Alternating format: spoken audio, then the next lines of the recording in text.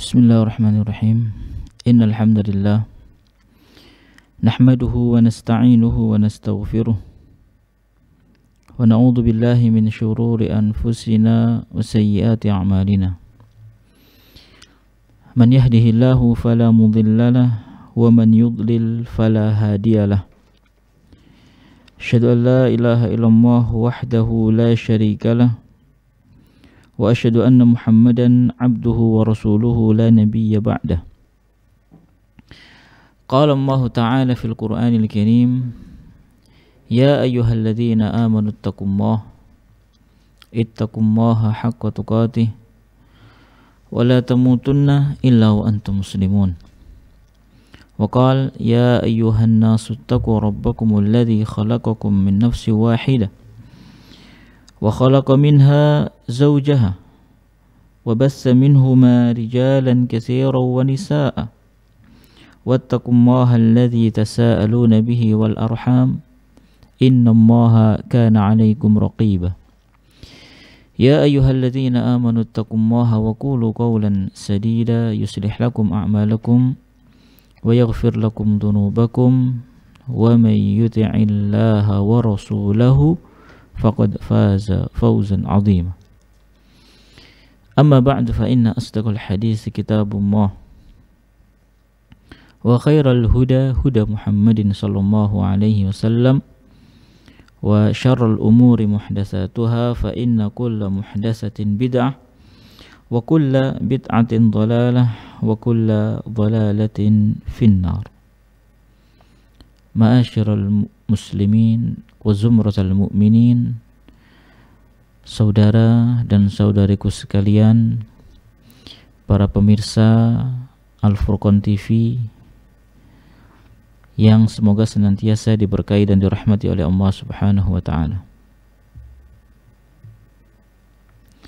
Alhamdulillah, di pagi hari ini Allah kembali berikan kehidupan kepada kita untuk mengisi hari-hari yang indah dari hari-hari Ramadan dengan rangkaian ibadah atau amalan-amalan saleh sebagaimana yang dituntunkan oleh Nabi kita yang mulia sallallahu alaihi wasallam. Bersyukurlah dan berbahagialah atas nikmat Ramadan yang besar ini. Ramadan ini adalah sebuah nikmat yang sangat agung. Ramadan adalah bulan yang mulia. Maka sudah semestinya seorang muslim berusaha dengan sekuat tenaga untuk memuliakan bulan yang mulia tersebut. Jangan sampai kita menjadi orang-orang atau termasuk ke dalam golongan orang-orang yang tertipu. Bertemu dengan Ramadan, akan tetapi dia tidak dapat memaksimalkan detik demi detik dari Ramadan yang dia jumpai. Maka ma'asyiral muslimin rahimani wa rahimakumullah, fikih tentang Ramadan itu adalah perkara yang sangat penting, sehingga kita tahu tentang syariat-syariat Allah Subhanahu wa taala yang berkaitan dengan masalah puasa ini. Maka pada kesempatan kita yang baik ini, pembahasan yang akan kita kemukakan adalah seputar pembatal-pembatal puasa. Al-mufattirat, pembatal-pembatal atau mufattiratus shaum, pembatal-pembatal puasa. Dengan mengacu kepada kitab yang ditulis oleh Syekh Muhammad ibn Shalih Al-Utsaimin rahimahullahu ta'ala, seorang ulama yang sudah tidak asing lagi bagi kita meskipun beliau sudah meninggal dunia, bertemu dengan Allah Subhanahu wa ta'ala, akan tetapi ilmu beliau masih senantiasa dapat dilihat, diperhatikan, dibaca, diilmui oleh para penuntut ilmu dari zaman ke zaman. Beliau meninggal pada tahun 1421 Hijriah. Sekarang ini kita ada pada tahun 1443 Hijriah. Berarti kurang lebih 22 tahun yang lalu beliau meninggal dunia. Akan tetapi ilmu beliau masih tersebar di kalangan umat manusia.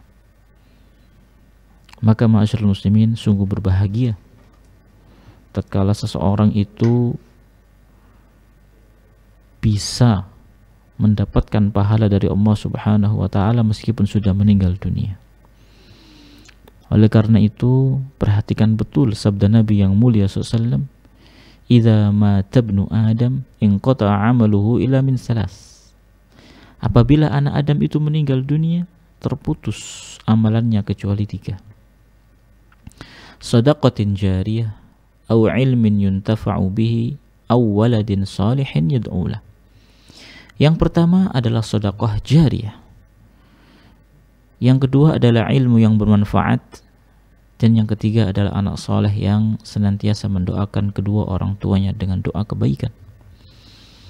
Maka kalaulah kita bukan seorang penuntut ilmu, kalaulah kita bukan seorang ulama, maka setidaknya pahala itu tetap bisa kita dapatkan meskipun kita sudah meninggal dunia melalui sedekah jariyah. Terlebih lagi di bulan Ramadan ini jemaah, sedekah itu hendaknya menjadi amalan andalan kita. Di samping ada amalan-amalan yang lainnya,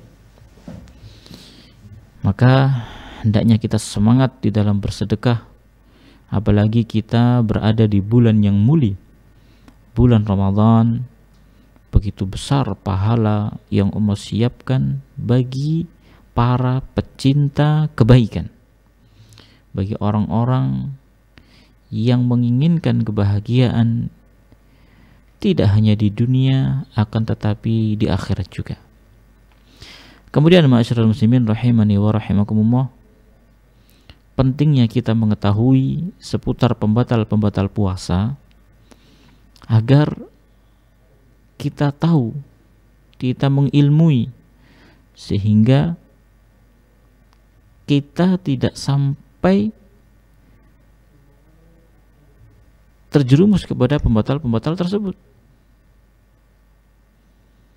ya, atau terjadi sesuatu pada diri kita atau pada istri kita yang sesuatu itu sebenarnya membatalkan puasa, tapi karena ketidaktahuan kita maka tetap dilanjutkan itu puasanya, padahal batal puasanya. Maka di sini Syekh Muhammad Ibn Shalih Al-Utsaimin rahimahullah taala menyebutkan tentang pembatal-pembatal puasa yang beliau mengambil dari surat Al-Baqarah ayat 187. Ayatnya rada panjang. Fal'ana bashiruhunna wabtaghu ma kataballahu lakum. Maka sekarang campurilah istrimu ketika sudah tiba waktu malam.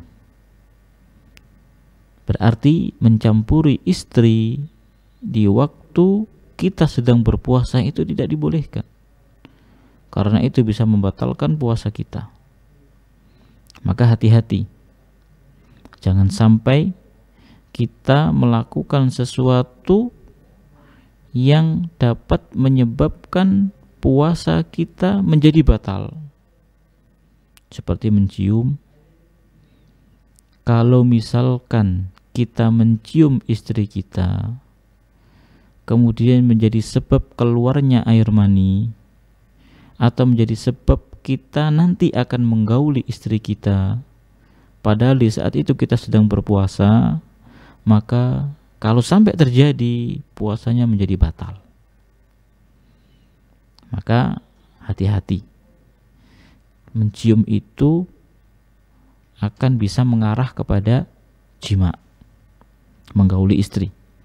Maka kalau tidak bisa menahan hasratnya, maka tidak boleh mencium istri pada siang bulan Ramadan atau ketika sedang berpuasa. Adapun kalau tidak sampai menjadikan kita menggauli istri kita dengan sebab menciumnya atau tidak sampai keluarnya air mani, maka silahkan, tidak apa-apa. Karena Nabi kita yang mulia sallallahu alaihi wasallam juga mencium istri beliau di saat beliau sedang berpuasa. Tapi beliau adalah amlakukum liirbih. Beliau itu adalah orang yang lebih bisa dibandingkan kita semuanya untuk menahan atau mengekang hasrat beliau sallallahu alaihi wasallam. Lebih bisa mengendalikan diri. Kemudian wabtaghu ma kataballahu lakum, dan carilah apa yang telah Allah tetapkan untuk kalian dari pergaulan atau seseorang menggauli istrinya, maka kata Allah carilah, dalam artian dari pergaulan itu diharapkan adanya anak yang bisa menjadi penyejuk mata kita. Wa kulu washrabu hatta yatabayyana lakumul khaytul abyadu minal khaytil aswadi minal fajr. Kemudian kata Allah, makanlah dan minumlah hingga telah jelas bagi kalian benang putih dari benang hitam. Maksudnya hingga telah jelas bagi kalian waktu fajar. Kalau waktu fajar sudah menyingsing atau sudah masuk waktu fajar, berarti tidak boleh makan, tidak boleh minum.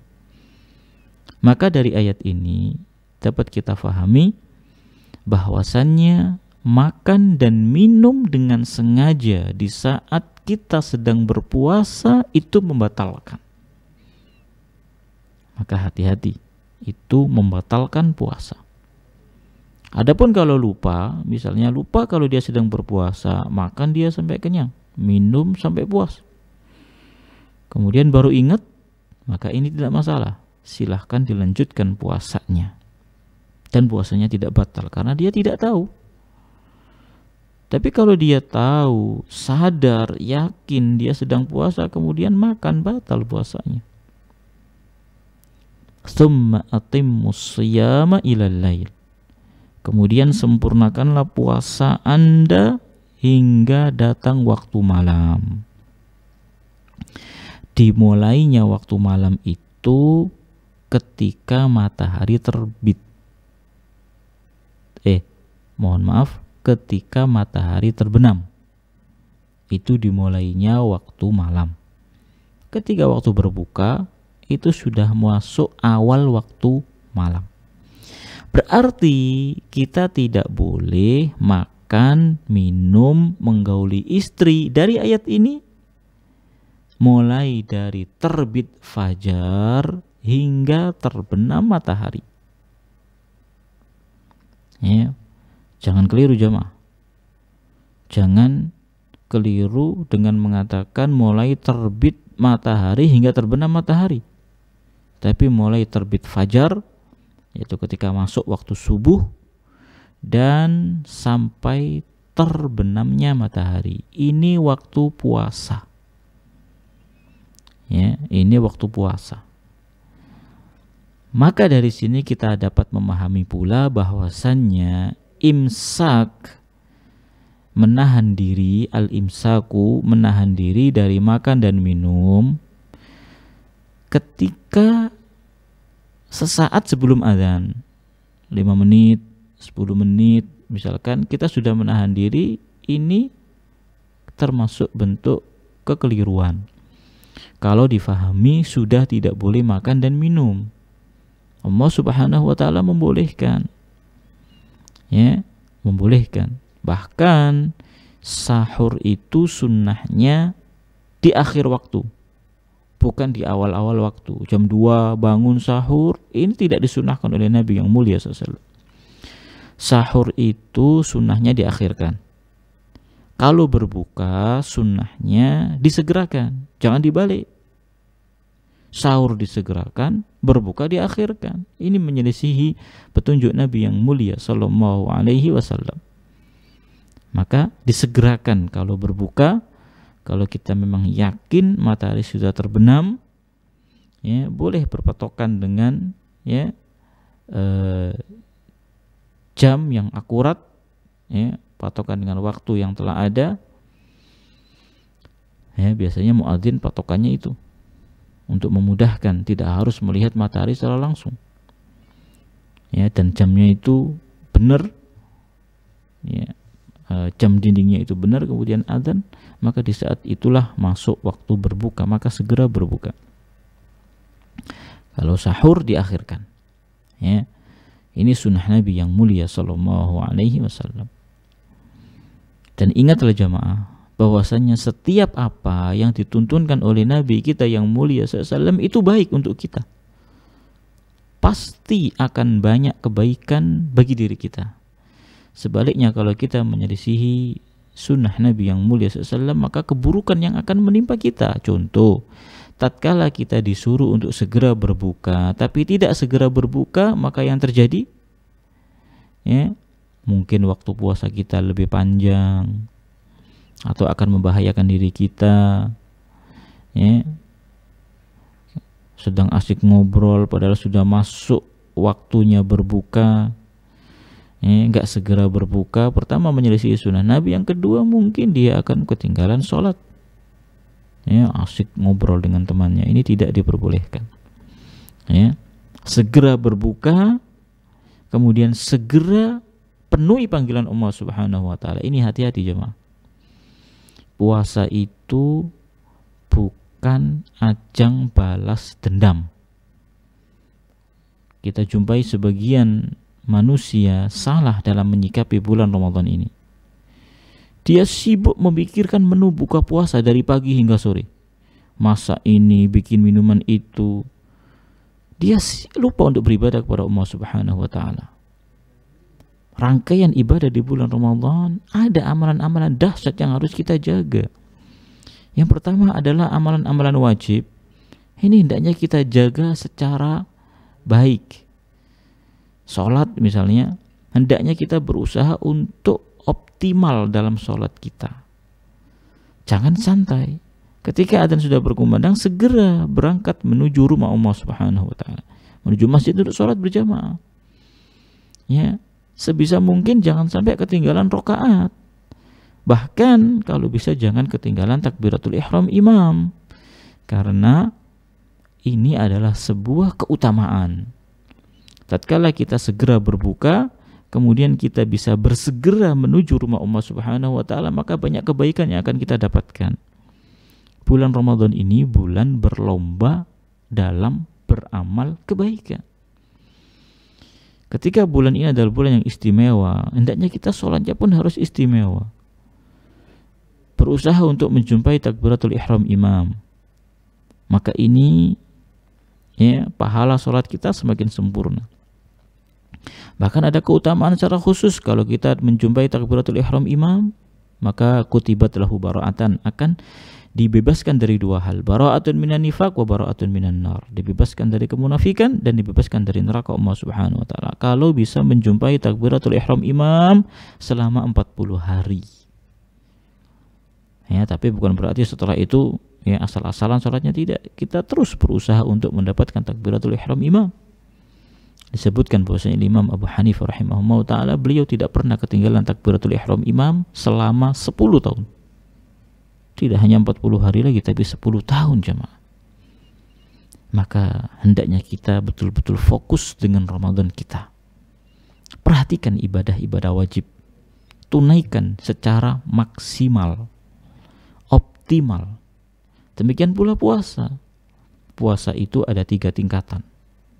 Ada puasa tingkatan biasa, kelas ekonomi, ada puasa kelas VIP, bahkan ada puasa kelas VVIP. Minimal kita masuk kelas yang VIP, jangan kelas yang umum atau kelas ekonomi. Kalau bisa yang VVIP. Puasa kelas biasa, kelas ekonomi itu puasa dari segala sesuatu yang mubah. Makan, minum, tidak menggauli istri, puasa dari itu. Ini puasa yang biasa, shaumul umum, puasa kebanyakan orang. Tapi puasa yang sebenarnya itu adalah tidak hanya mencegah diri dari makan dan minum serta menggauli istri saja, tapi mata kita berpuasa, telinga kita berpuasa, mulut kita berpuasa, khususnya mulut ini hati-hati. Kata Nabi yang mulia SAW, "Man lam yada' qaula az-zur wal 'amala bihi, falaysa lillahi hajatun fi an yada'a ta'amahu wa syarabah." Barang siapa yang tidak mau meninggalkan perkataan dusta dan terus melakukan perbuatan tersebut, maka Allah tidak butuh kepada puasanya. Dan ini masuk dalam kategori sabda Nabi yang mulia SAW, "Rubba sha'imin hadduhu min siyamihil ju'u wal 'atash." Betapa banyak orang yang berpuasa tapi dia hanya mendapatkan lapar dan haus karena dia tidak menjaga lisannya. Betul dia tidak makan, betul dia tidak minum, betul dia tidak menggauli istrinya, tapi lisannya tidak berpuasa, matanya masih memandang kepada sesuatu yang Allah haramkan, telinganya digunakan untuk mendengar sesuatu yang tidak diridhai oleh Allah Subhanahu wa taala. Maka hati-hati. Tatkala kita berpuasa, hendaknya kita menjaga anggota badan kita dari bermaksiat kepada Allah Subhanahu wa taala, termasuk tangan kita, termasuk kaki kita. Maka hendaknya kita berpikir terlebih dahulu sebelum kita berbuat. Terutama lisan. Petunjuk Nabi yang mulia SAW, "Man kana yu'minu billahi wal yaumil akhir falyakul khairan aw liyasmut." Barang siapa yang beriman kepada Allah dan hari akhir, maka hendaknya ia berkata yang baik atau diam. Kalau nggak bisa ngomong yang baik, diam jamaah. Itu lebih baik dan lebih selamat bagi kita. Makanya dulu pernah dikatakan bahwasanya diam itu emas. Diam itu ibarat emas, sangat berharga. Khususnya ketika di saat kita tidak bisa berkata yang baik. Makanya Nabi yang mulia SAW pun lebih banyak diamnya daripada ngomongnya. Beliau itu lebih banyak diamnya daripada ngomongnya. Tapi begitu ngomong, berbobot sekali ucapan beliau sallallahu alaihi wasallam. Kemudian puasa VVIP. Puasa VVIP itu puasa perut, puasa anggota badan, dan puasa hati. Hatinya itu tidak memikirkan sesuatu yang rendahan, tidak berpikir sesuatu yang maksiat. Puasa yang super khusus, dan usahakan kita masuk dalam kategori ini. Perut dan seluruh anggota badan berpuasa, termasuk hati kita berpuasa. Berpuasa dari segala pikiran yang buruk, pikiran yang rendahan, pikiran yang negatif, yang selalu terngiang-ngiang di dalam hati kita, di dalam pikiran kita di saat kita berpuasa adalah tentang dosa-dosa kita. Sehingga kita berharap penuh kepada Allah agar Allah ampuni dosa-dosa kita. Sehingga kita sangat antusias, khususnya di bulan Ramadan ini, mengejar ampunan Allah Subhanahu wa ta'ala. Dengan amal soleh yang kita lakukan. Seperti puasa ini, kenapa kita puasa? Jangan salah dalam niat jamaah. Hati-hati. Perbaiki kondisi hati kita terlebih dahulu sebelum kita berpuasa.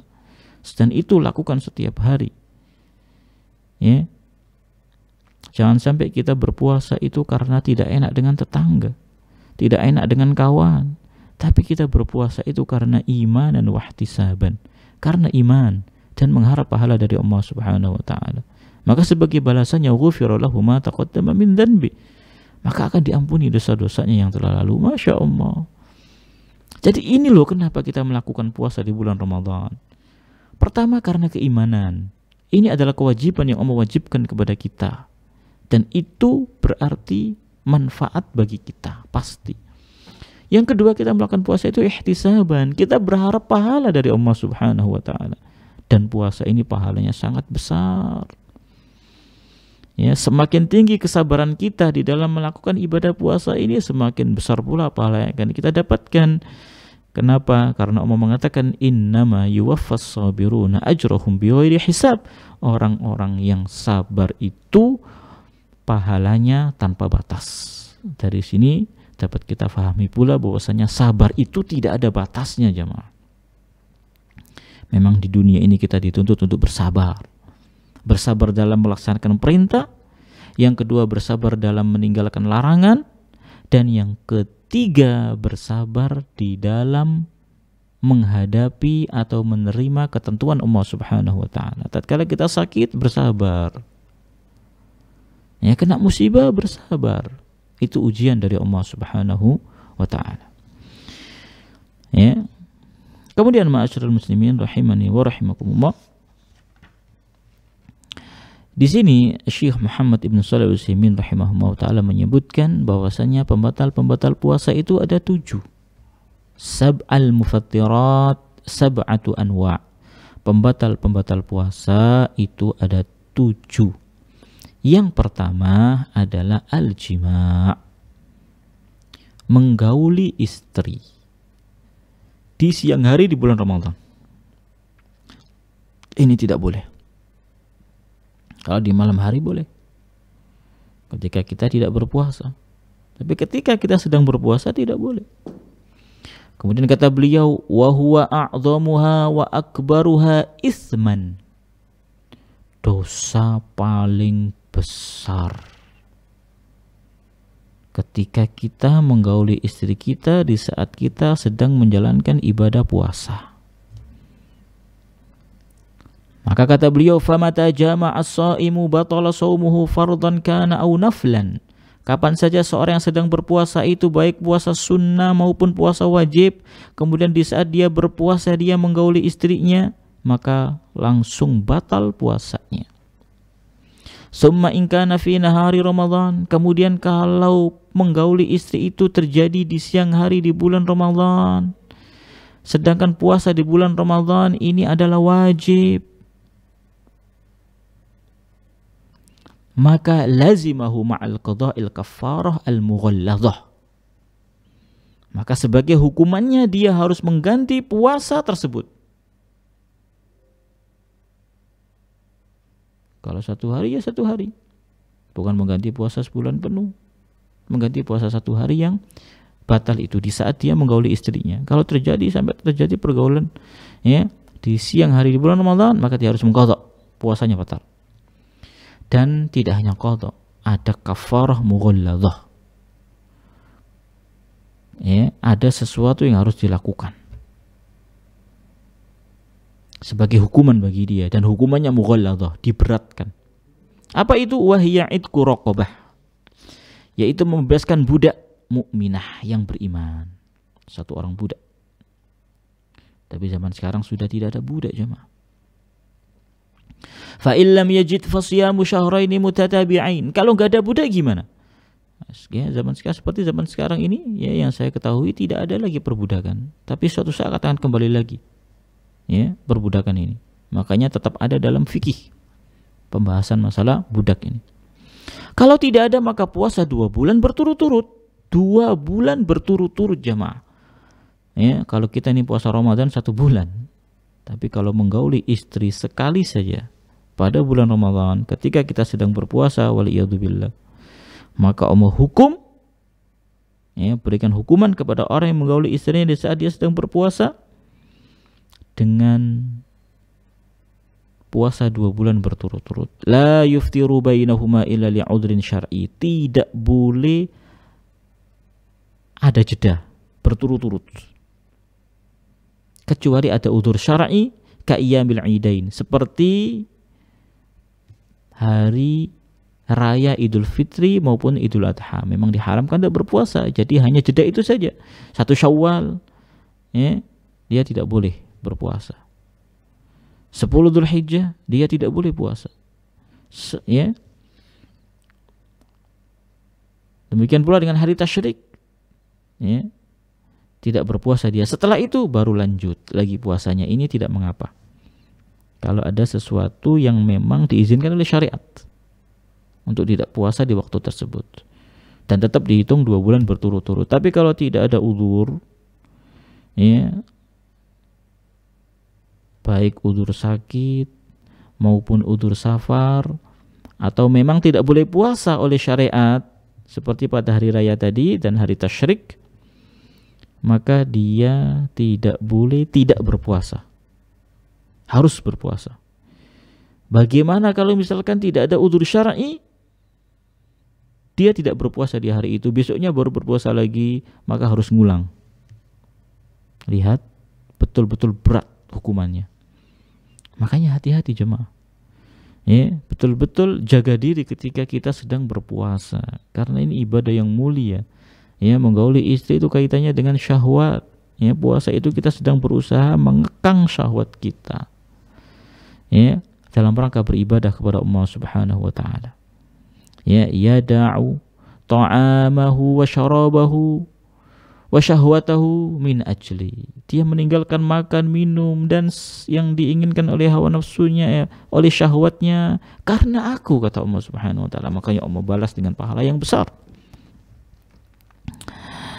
Fa in aftara li ghairi udrin walau yawman wahidan lazimahu istinafus siyami min jadid. Kalau sampai dia tidak berpuasa, ketika sudah berjalan misalkan 15 hari dia menjalani hukuman, kemudian hari yang ke-16 dia tidak puasa, hari yang ke-17 dia tidak puasa tanpa udzur, maka 15 hari yang telah dia lakukan ini dianggap batal dan dia harus mengulangi lagi. Bayangkan, berat jemaah. Ya. Kemudian fa illam yastati' siyama syahraini mutatabi'ain fa it'amu sittina miskina. Kalau tidak mampu puasa 2 bulan berturut-turut, ya, maka dia harus memberi makan 60 orang fakir miskin. Likulli miskinin nisfu kilo wa 10 jiramat. Ya, setiap orang miskinnya setengah kilo lebih 10 gram minal burril jayyid, dari bur yang baik gandum. Ya, atau kalau mudahnya adalah 1/4 sok. Anggap aja 1 sok itu 3 kilo. Ya, kayak bayar fidyah ini.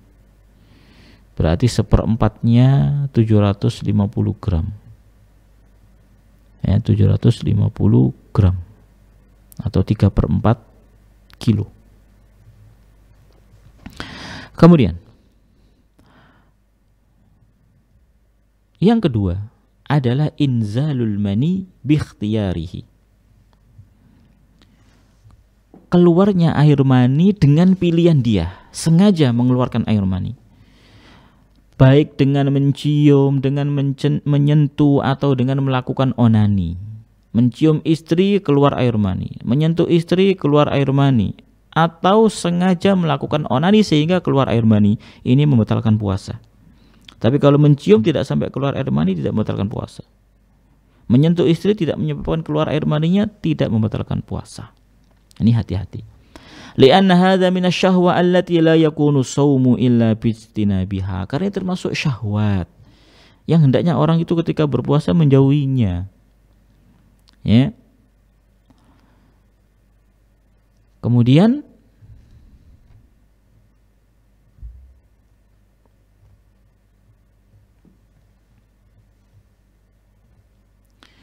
ya, jadi mencium boleh atau tidaknya tergantung pelakunya. Kalau dia betul-betul dapat mengendalikan hasratnya, hawa nafsunya, maka boleh dia mencium istrinya. Rasul pun mencium istri beliau sallallahu alaihi wasallam. Tapi kalau kita nggak mampu, maka jangan dipaksakan. Ya, itu menyebabkan puasa kita menjadi batal. Ya, batalnya bukan menciumnya, tapi ketika kita mencium kemudian keluar air mani, maka menjadi batal. Ya, makanya dalam masalah kumur-kumur nih jamaah, ketika kita sedang berpuasa kumur-kumur, kemudian sambil menghirup air ke dalam hidung, kata Nabi, wabaligh fil istinsyaq. Ketika ngirup air ke dalam hidung itu balik, sangatkan, kuatkan. Jangan cuma di ujung hidung aja, disedot. Hikmahnya membersihkan kotoran-kotoran yang ada di hidung kita. Sehingga nggak perlu lagi kita ke THT untuk cek hidung kita. Ya, dibersihkan kita tiap kali mau sholat. Sholat 5 waktu minimal 5 kali kita membersihkan hidung kita. Ya, makanya muslim itu yang taat kepada Allah sehat dia, hidungnya bersih. Ya, tidak perlu dibersihkan oleh dokter, dibersihkan oleh air wudhu. Ya. Illa antakuna sha'iman. Tapi kalau engkau sedang berpuasa, jangan disangatkan menghirup air ke dalam hidung itu, jangan dikencengin. Khawatir nanti masuk ke dalam tenggorokan kita. Dari sini juga tidak diperbolehkan atau termasuk pembatal puasa memasukkan sesuatu ke dalam hidung yang itu bisa sampai kepada tenggorokan kita.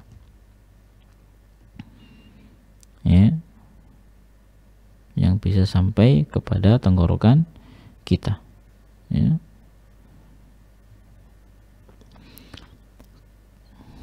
Biasanya berupa cairan ini yang dimasukkan ke dalam hidung, tidak boleh.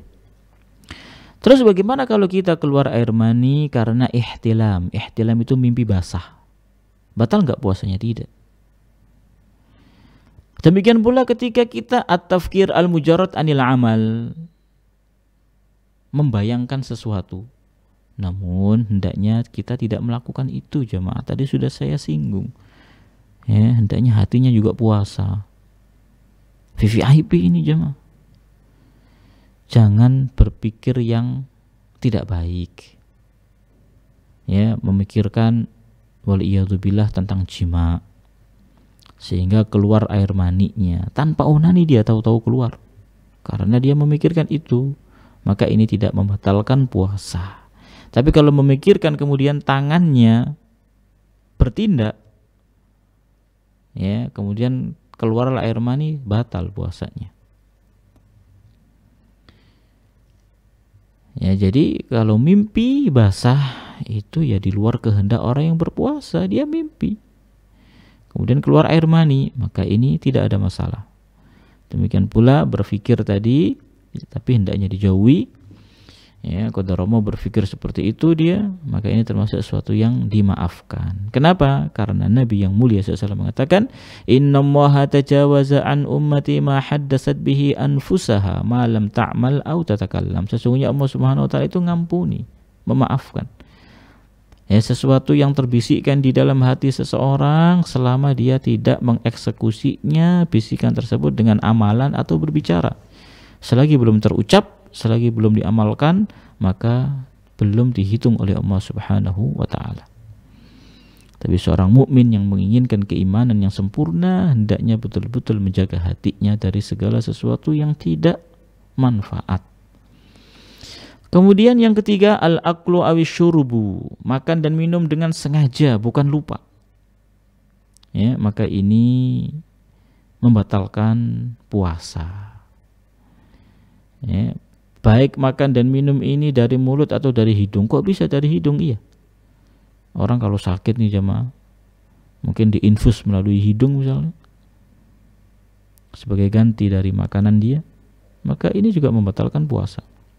Infus itu membatalkan puasa kalau memang itu sebagai ganti dari makanan dan minuman. Termasuk sesuatu yang lain, cairan dimasukkan dalam hidung, sehingga nanti akan sampai ke tenggorokan, maka ini membatalkan puasa. Adapun kalau bau-bauan yang kita hirup melalui hidung kita, maka ini tidak membatalkan puasa. Menghirup parfum misalnya, maka ini tidak membatalkan puasa.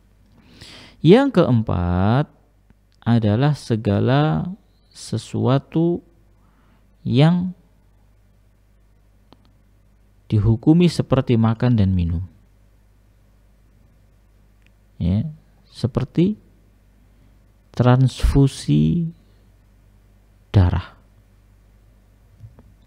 Transfusi darah ini membatalkan puasa. Jadi qadarullah luka dalam atau jatuh, darahnya ngucur banyak, sehingga dia butuh transfusi darah, maka transfusi darah ini membatalkan puasa. Demikian pula dengan infus. Infus ini juga membatalkan puasa seseorang. Karena itu pengganti dari makanan dan minuman. Ya, pengganti makanan dan minuman.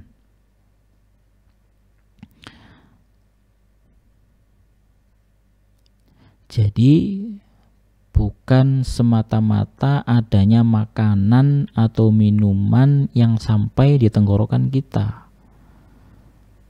Infus itu jalurnya tidak ke tenggorokan kita, jemaah. Infus itu ya melalui pembuluh darah. Ya, di tangan biasanya. Orang ya butuh untuk diinfus, meskipun dia nggak makan, nggak minum, dia bisa bertahan hidup. Kenapa? Karena infus ini yang menggantikan posisi makan dan minum dia. Kemudian pembatal berikutnya yang ke berapa ini? Yang kelima, jemaah. Ikhrajud dam bil hijamah. Sengaja mengeluarkan darah dengan bekam. Ya, bekam termasuk fasdu ini tidak diperbolehkan ketika kita sedang berpuasa. Kalau fasdu itu yang saya tahu wallahu a'lam dari tangan, ya, pembuluh darah yang besar ini, ya. Kalau bekam bisa di punggung, bisa di kaki, itu bekam. Kata Nabi yang mulia SAW, aftarul hajimu wal mahjum. Pembekam dan yang dibekam batal puasanya. Ya. Kemudian ma'asyiral muslimin rahimani wa rahimakumullah, yang keenam adalah at-taqayyu amdan. Ya. Ada catatan penting tadi seputar ya keluarnya darah dari diri kita. Kalau bekam itu membatalkan puasa. Kenapa? Karena bekam itu biasanya badan lemes habis dibekam, sehingga nanti akan mengganggu puasa kita. Adapun kalau mimisan, ya, kemudian batuk sehingga keluar darah dari mulut kita, naudzubillah, semoga Allah jaga kita ya dari itu semuanya. Atau basur itu bawazir, wasir, afwan, bukan bawazir, wasir, ambeien. Au qal'isin, atau giginya copot. Kalau gigi copot itu pasti keluar darah. Au syakil jarh, atau luka menganga yang mengalirkan darah. Ya, au tahlilid dam, atau uji klinis darah, cek darah. Diambil darahnya sedikit untuk dicek lab, tidak membatalkan puasa. Au gharzil ibrah, atau menancapkan jarum di badan sehingga nanti akan keluar darah dari badan kita, atau yang semisalnya fala yufattir, maka ini tidak membatalkan puasa. Kenapa? Karena ini tidak tergolong bekam, atau yang semakna dengan bekam tidak. Beda. Karena itu semuanya tidak memberikan pengaruh besar kepada badan seperti besarnya pengaruh hijamah. Kemudian yang keenam, at-taqayyu amdan, sengaja muntah. Kalau nggak sengaja muntah tidak membatalkan puasa, tapi sengaja memasukkan jarinya ke mulutnya, langit-langit itu dipegang. Ya, apa namanya itu yang di dalam mulut yang paling dalam itu, yang bergantung itu dipegang. Muntah orang biasanya kalau itu dipegang, bahkan belum sampai itu sudah muntah. Ya. Contoh saja. Atau perutnya dikocok-kocok perutnya dengan cara mungkin dia apa itu biasanya yang kepala di bawah kaki di atas itu, badannya nempel tembok, turun naik lagi begitu, ini perutnya jadi kayak dikocok-kocok misalkan, yang menyebabkan dia muntah sengaja, ya, maka ini membatalkan puasa. Hati-hati. Demikian pula sengaja mencium sesuatu yang kalau dia mencium itu pasti muntah. Misal, mohon maaf, misal ada seseorang yang tidak tahan dengan bau jengkol. Dia sengaja membau jengkol, akhirnya batal puasanya karena sengaja muntah, bukan karena menciumnya, tapi dia habis itu muntah sengaja itu, maka puasanya menjadi batal. Tujuannya biar muntah, ya, maka puasanya menjadi batal. Adapun tercium dengan sendirinya, kita nggak tahu ada sesuatu yang kita tidak bisa bau sesuatu itu, kemudian kita muntah, maka ini tidak mengapa, ya, tidak menyebabkan batalnya puasa kita. Tapi kalau sengaja membuat muntah, maka ini yang membatalkan puasa kita. Ya. Lagi perjalanan misalkan, tahu-tahu kita mabuk, perjalanan lewat jalur laut, nggak biasa kita naik kapal, atau kebetulan lagi ombak, kita mabuk berat, ya, maka ini tidak membatalkan puasa, tidak membatalkan puasa. Kemudian berikutnya ma'asyiral muslimin rahimani wa rahimakumullah, yang terakhir adalah khuruju damil haidhi wan nifas, keluarnya darah haid dan darah nifas. Liqaulin Nabi sallallahu alaihi wasallam fil mar'ah, berdasarkan sabda Nabi yang mulia sallallahu terhadap kaum wanita, alaysa idza hadat lam tusalli wa lam tasum, bukankah wanita itu kalau lagi haid termasuk di dalamnya juga nifas yang semakna dengan haid? Lam tusalli wa lam tasum, tidak sholat dan juga tidak puasa. Maka dari sini kapan saja wanita itu mata ra'at damal haidhi awin nifas fasada saumuha, kapan saja dia melihat darah haid atau darah nifas, maka puasanya batal. Sawa'un fi awalin nahar au fi akhirih, baik itu terjadi di awal waktu siang atau di akhir waktu siang. 10 menit lagi azan, waktunya berbuka, keluar darah haid, maka puasanya batal dan dia harus mengqadha. Kalau sholat tidak diqadha, haid diqadha puasanya, ya. Jadi orang itu kalau haid nggak sholat nggak puasa, tapi sholat tidak diqadha, kalau puasa harus diqadha. Qadha itu artinya ganti, harus diganti pada hari yang lain. Walau qoblal ghurubi bilahdatin, sekalipun matahari sudah hampir tenggelam, semenit atau 2 menit misalkan, atau 5 menit, hampir tenggelam haid, maka puasanya batal, harus ganti. Wa in ahassat binti qalid dam walam yabruz illa ba'dal ghurub fa shaumuha sahih. Tapi kalau dia merasa ada darah yang keluar, tapi setelah dilihat kok belum nampak itu darah, masih dalam proses perjalanan,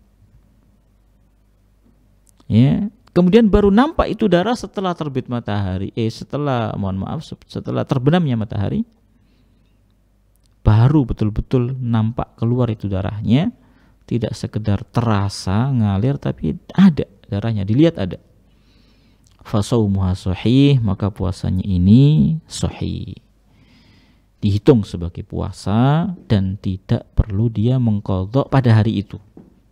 Puasa yang dilakukan pada hari itu sah, tidak perlu untuk mengqadha, ya. Kemudian kata Syekh berikutnya, wa yahrumu 'alas shaim tanabulu hadhil mufattirat, haram bagi orang yang berpuasa melakukan pembatal-pembatal puasa yang saya sebutkan tadi, ada 7. In kana shaumuhu wajiban, kalau memang puasa yang dia lakukan itu adalah puasa wajib. Puasa wajib itu jamaah bukan puasa Ramadan saja, ya, puasa kafaro itu juga puasa wajib. Puasa nazar itu juga puasa wajib. Maka jangan melakukan pembatal-pembatalnya kalau itu kategori puasa wajib. Illa an yakuna lahu udhrun yubihul fitr, kecuali kalau dia memang ada udzur, maka boleh untuk tidak berpuasa dari puasa wajib tersebut, seperti kasafarin au marad, dia sedang safar atau sedang sakit, wa nahwiha, tapi bukan untuk khilah. Kadang ada orang kena hukuman dia 2 bulan berturut-turut puasa, biar ada jeda dia melakukan safar sengaja untuk meringankan diri. Maka ini tidak boleh. Innamal a'malu binniyat. Amal itu tergantung niatnya. Kalau niatnya memang dia seperti itu, maka tidak diperbolehkan.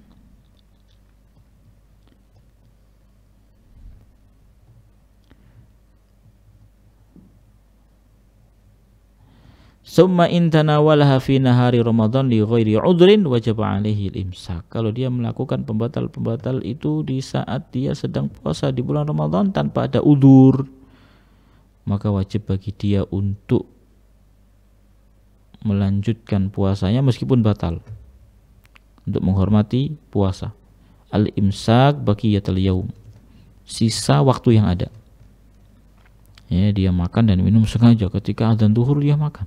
Sengaja dia, puasanya batal, harus ganti, dan setelah itu dia nggak boleh makan dan minum lagi sampai terbenam matahari untuk menghormati ibadah puasa. Ya. Kemudian, tapi kalau dia ada udzur sehingga tidak puasa seperti tadi yang saya sebutkan, maka dia harus mengqadha satu. Yang kedua,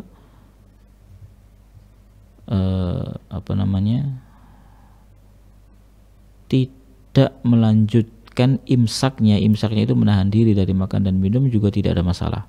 Dia sakit, qadarullah sakit, pusing banget, dan dia harus makan. Vertigo misalnya. Vertigo ini jamaah subhanallah, ya, terkadang harus dikasih makan itu biar cepat hilang, kemudian minum obat di antaranya Stigo atau yang lainnya. Maka ya dia makan, udzur dia sakit, makan terus gimana sampai terbenam matahari boleh. Tapi kalau yang tanpa udzur nggak boleh. Sengaja makan, puasanya rusak. Setelah makan dia harus melanjutkan puasanya, tapi tidak dihitung dan harus mengganti. Itu bedanya. Kemudian, amma in kana shaumuhu tatawwu'an fa innahu yajuzu lahu al-fitr walau biduni udrin lakinnal aula al-itmam. Tapi kalau puasanya itu puasa sunnah, puasa Senin Kamis, boleh bagi dia untuk berbuka meskipun tanpa ada udzur syar'i. Hari ini puasa Senin misalkan, dan bukan bulan Ramadan, puasa sunnah Senin Kamis, kemudian dia diajak ke rumah temannya dan dihidangi makanan, maka boleh dia untuk tidak berpuasa, membatalkan puasanya maksudnya, kemudian memakan makanan itu boleh, kan tanpa ada udzur syar'i. Itu dihidangkan pada dia makanan, ya dia makan meskipun dalam kondisi puasa, maka dia batalkan puasanya. Kalau puasa sunnah boleh, kalau puasa wajib tidak boleh. Bedanya di situ jamaah, harap difahami dengan sebaik-baiknya. Kemudian wasiat Syekh, ikhwani, wahai saudara-saudaraku, hafidhu ala ta'at, berusahalah kalian untuk betul-betul menjaga ketaatan kepada Allah. Wajanibul ma'asi wal muharramat, jauhi perbuatan-perbuatan maksiat dan perbuatan-perbuatan yang haram. Ya. Wabtahilu ila fatiril ardi was samawat, bersimpuhlah di hadapan ya pencipta bumi dan langit. Ya, perbanyaklah berdoa kepada Allah Subhanahu wa taala, minta kemudahan dalam segala urusan dunia maupun akhirat, ya, minta kebaikan dunia dan akhirat. Ya, fal ghanimal ghanimah, maka manfaatkan dengan sebaik-baiknya ya momen bulan Ramadan ini sebelum kita kehilangan orang yang sudah mati itu jemaah. Kalau disuruh berangan-angan, berangan-anganlah kalian. Angan-angan dia adalah mereka bisa menjumpai 1 hari saja dari bulan Ramadan. Itu angan-angan orang yang sudah meninggal dunia. Kita masih hidup nih jemaah, dapat nikmat Ramadan, syukuri. Itu nikmat harus disyukuri. La in syakartum la azidannakum, kata Allah. Kalau kau bersyukur tak tambah, syukuri. Dengan cara apa? Semangat dalam melaksanakan ketaatan kepada Allah Subhanahu wa taala. Di bulan Ramadan ini Masya Allah, masjid-masjid penuh dengan jamaah. Salat 5 waktu pun banyak, lebih banyak dari biasanya selain Ramadan. Kemudian salat tarawih Masya Allah, semangat. Meskipun mereka tahu hukumnya tidak wajib, mereka semangat. Tapi ingat, fokus pada amalan wajib. Jangan sampai salat isya-nya diabaikan, ya. Kemudian salat tarawihnya fokus. Isya-nya ini harus lebih fokus, ini wajib. Ya. Jangan sampai ketinggalan takbiratul ihram imam. Kemudian lanjut dengan sholat taraweh, dan ingat jamaah ketika sholat taraweh ikuti sampai selesai. Sebagian orang keliru, 8 rakaat, kemudian dia pulang, 3 rakaatnya dia selesaikan di waktu sepertiga malam terakhir. Dia tidak mendapatkan keutamaan ya sholat tarawih bersama imam. Nabi yang mulia SAW mengatakan, man qama ma'al imami hatta yansarif kutiba lahu qiyamul laila. Barang siapa yang melakukan sholat tarawih bersama imam sampai selesai plus witirnya, maka akan dicatat bagi dia seperti sholat semalam suntuk. Hadza wallahu ta'ala alam bisawab. Barangkali ini yang bisa kita kaji pada kesempatan kita kali ini. Mudah-mudahan bermanfaat bagi kita semuanya. Barakallahu li walakum. Semoga Allah senantiasa memberkahi ya kita semuanya, dan semoga hari-hari indah di bulan Ramadan di tahun ini dapat kita maksimalkan dengan amal saleh, dan orang yang beruntung itu jamaah adalah orang yang Ramadan tahun ini lebih baik daripada Ramadan di tahun-tahun sebelumnya. Kemudian yang kedua, orang yang beruntung itu adalah orang yang dapat memaksimalkan dan mengoptimalkan hari-hari Ramadan yang dia dapati saat sekarang ini dengan amal-amal saleh yang ikhlas dan sesuai dengan petunjuk Nabi yang mulia sallallahu alaihi wasallam. Bukan banyaknya amalan yang kita lakukan, ini penting, tapi kesesuaian amal kita dengan apa yang dicontohkan oleh Nabi yang mulia sallallahu alaihi wasallam. Jadi kita nggak boleh berbekal semangat saja dalam beribadah, tapi harus didasari dengan ilmu yang benar sehingga kita mendapatkan pahala di sisi Allah Subhanahu wa taala. Akhirnya, subhanaka Allahumma bihamdika asyhadu an la ilaha illa anta astaghfiruka wa atubu ilaik. Wassalamualaikum warahmatullahi wabarakatuh.